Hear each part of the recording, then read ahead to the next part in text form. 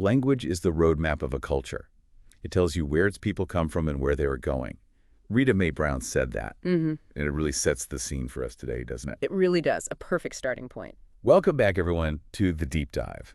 If you're looking to, really get beneath the surface on some complex topics, maybe you're prepping for exams like the UPSC, or maybe you're just fascinated by history, language, identity, especially in South India, then you're definitely in the right place. Yeah. Today we're tackling a really interesting, sometimes tricky story. The origins and identity of the Dravidian language family. And we're using an insightful opinion piece from the Indian Express, which you flagged, as our guide. It helps trace things from ancient ideas right up to modern linguistics and some lingering questions. That's the plan. We want to unpack the key takeaways from this specific source, give you a clear understanding of the landscape, the debates, provide that core knowledge, useful whether it's for study or just understanding the region's incredible history. Absolutely. Stick with us because, honestly, this article throws up some surprising historical angles and linguistic facts, things that challenge what you might think you know. Definitely some myth-busting involved. And just before we really dive in, if you find these deep dives valuable, could you do us a quick favor? Please like this session, subscribe so you catch the next one, and maybe drop a comment afterwards. Your thoughts, questions? It all helps us keep going. Yeah, we appreciate the engagement. Okay, let's get started. The source kicks off by reminding us how people used to think about languages connecting. Like way back, ancient scholars thinking Latin came from a Greek dialect, Aeolic. Right, and that's a really common sort of early idea, looking for direct parent-child relationships based on, well, sometimes just similarity or being neighbors. But modern linguistics says. Nope, that's not how it worked. Right. They didn't come from each other.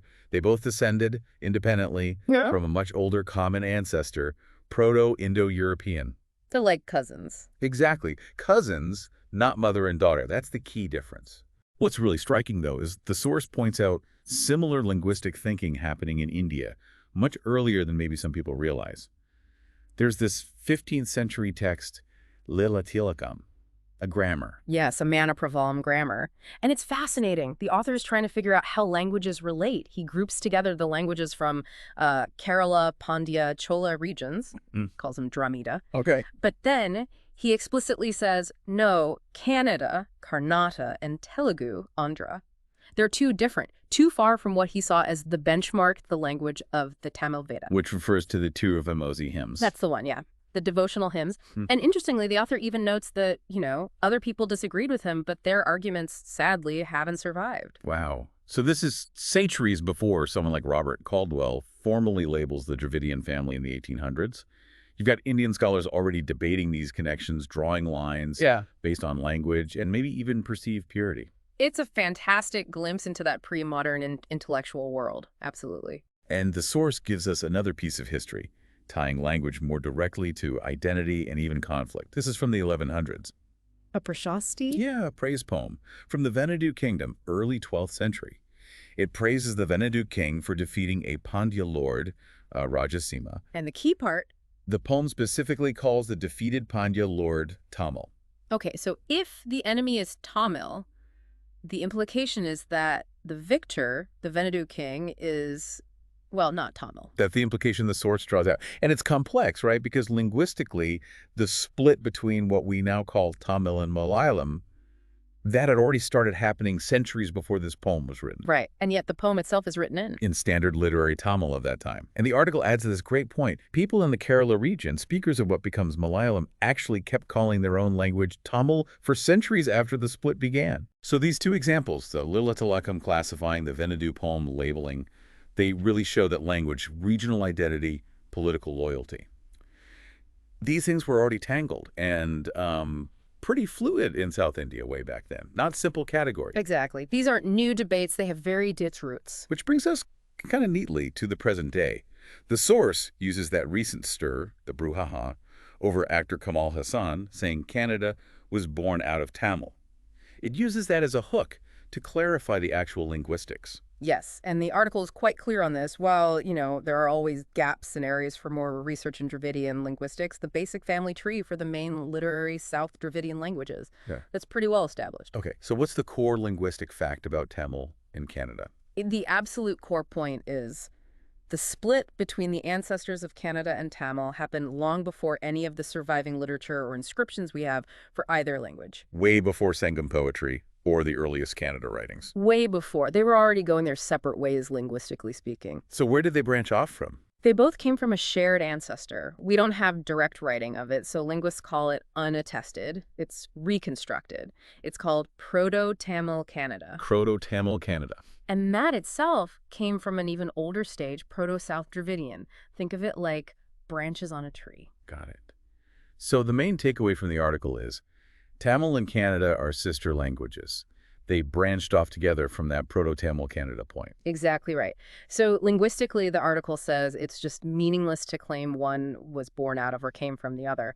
They evolved side by side from that common ancestor. Right, makes sense.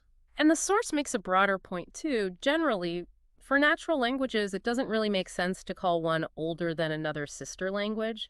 The shared ancestor existed at the same time for both, before the split. Okay, but what about the age of the literature? People point to the Sangam poems in Tamil being very old, maybe last centuries BCE, early centuries CE. That's older than the earliest Kannada literature we have found, right? True.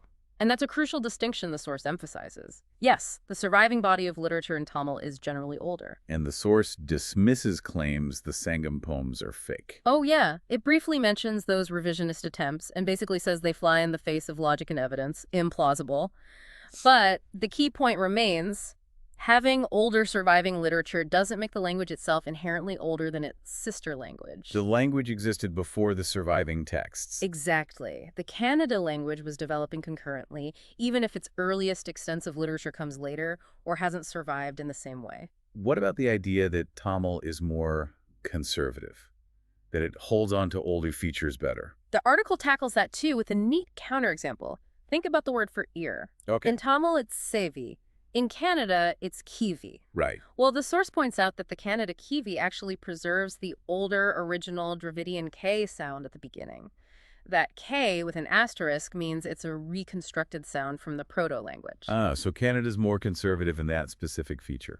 Exactly. So while Tamil might preserve some older features, you can easily find examples where Kannada or other Dravidian languages preserve different older features. It's not a simple case of one being universally more original. Okay, so some things are clear, like the sister relationship between Tamil and Kannada, but the article also mentions there are still big mysteries in the Dravidian family tree. Oh, definitely. And the source highlights probably the most famous one, Brahwi. The language spoken way up in Pakistan, Afghanistan, Iran. That's the one. It's undeniably a Dravidian language, but it's geographically isolated thousands of kilometers from South India. The big puzzle is why. So what are the theories? Well, did Brahwi speakers migrate there relatively recently, say in the last 1,000 years or so? Or, and this is the really intriguing possibility, is Brahwi a relic? A descendant of Dravidian languages that were spoken much more widely across the subcontinent, maybe even across Iran and Central Asia, thousands of years ago. And why does solving that matter so much? Because the answer could have huge implications for the origins of the entire Dravidian family. Could it link back to the Indus Valley civilization? Was a form of Dravidian spoken there? Brahwi is a potentially massive clue in that whole puzzle. Wow, huge questions. Any other mysteries mentioned? The source also touches on the classification of the ultimate ancestor, Proto-Dravidian itself. Where did it come from? There have been theories linking it to other ancient language families, like Elamite from ancient Iran, but the article says those theories have found, quote, little support among linguists so far.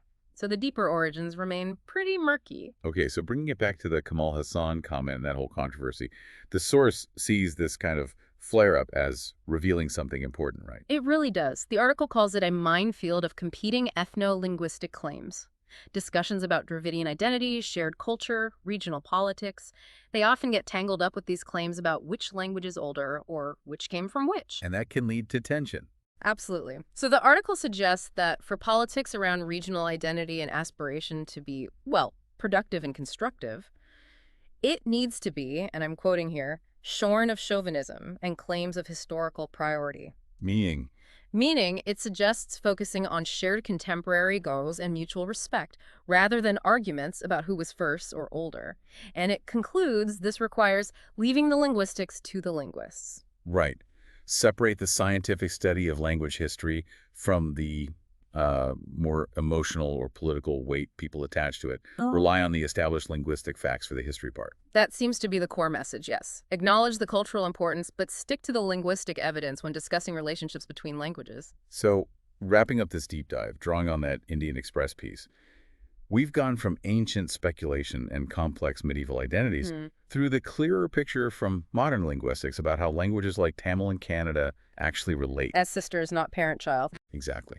And we've touched on the big, exciting mysteries that still remain, like Brahoi and the ultimate origins. It's a rich, layered story. Absolutely. And for you listening, maybe you're studying for UPSC, maybe just building your general knowledge and understanding this distinction between linguistic fact and, say, ethnopolitical narratives is so important. It helps you make sense of ongoing discussions about identity and history in the region. It really does. And it leaves us with that final thought from the source, that challenge. How do we navigate this complex interplay of language, history, and identity? What does it really take to leave the linguistics to the linguists when these topics are so deeply tied to people's sense of heritage and belonging? Definitely something to ponder. A question with no easy answers. Indeed. And remember, our exploration today was based on that opinion piece from the Indian Express. A very thought-provoking source. Thanks so much for joining us on the deep dive today. If this helped clarify things, please hit that like button, subscribe for more deep dives, and let us know your thoughts or questions in the comments. Yeah, we look forward to hearing from you. Thanks for listening.